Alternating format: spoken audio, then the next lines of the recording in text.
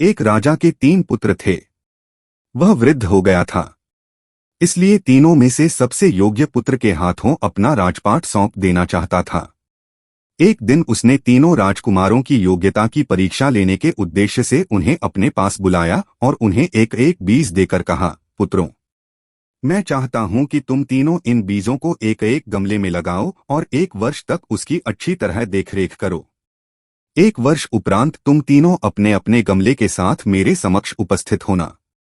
तुम अपने साथ क्या लेकर आते हो वह देखकर मैं तय करूंगा कि तुम में से कौन मेरा राजपाट संभालेगा। तीनों राजकुमारों ने राजा से वे बीज ले लिए और शाही बाग में जाकर अपने लिए एक एक गमला चुनकर उनमें अपने अपने बीज बो दिए। उस दिन के बाद से वे रोज शाही बाग में जाकर अपने बीजों की देखभाल करने लगे। 1 वर्ष पूर्ण होने के उपरांत राजा ने तीनों को अपने पास बुलवाया। तीनों अपना अपना गमला लेकर राजा के पास पहुंचे। जहां दोनों बड़े राजकुमार प्रसन्न थे, वहीं सबसे छोटा राजकुमार उदास था। राजा के कहने पर दोनों बड़े राजकुमारों ने बड़े गर्व से अपने पौधे राजा को दिखाए, किंतु छोटे राजकुमार ने खाली गमला राजा के सामने रख दिया और बोला, पिताश्री, मैंने पूरे वर्ष बीज को पानी दिया, इसकी अच्छे तरीके से देखभाल की, किंतु यह अंकुरित ही नहीं हुआ। राजा ने तीनों गमलों को देखा और बोला, अब वह समय आ गया है कि मैं तुम्हें बता दूं कि इस राज्य की बागडोर मैं किसके हाथों सौंपने वाला हूं।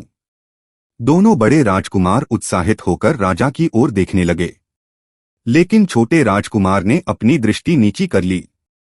उसे पता था कि खाली गमला देख राजा उसे अपना उत्तराधिकारी नहीं बनाएंगे।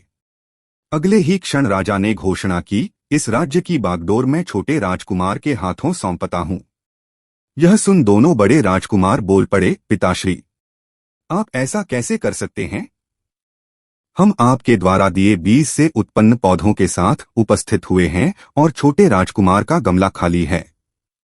फिर भी आपने हमें न चुनकर उसे अपना उत्तराधिकारी चुन लिया। ये तो अन्याय है। राजा मुस्कुराते हुए बोला, पुत्रों, 1 वर्ष पूर्व जब मैंने तुम तीनों को बीज दिए थे, तब मैंने तुम्हें ये नहीं बताया था कि वे बीज उबले हुए हैं। उन बीजों से पौधों का उगना तो संभव ही नहीं था।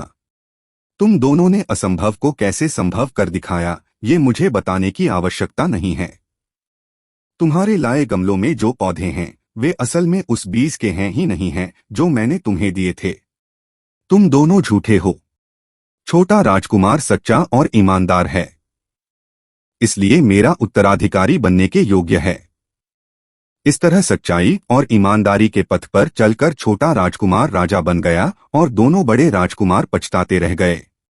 कहानी से सीख, सदा सच्चे और ईमानदार रहे। आपको यह कहानी कैसी लगी?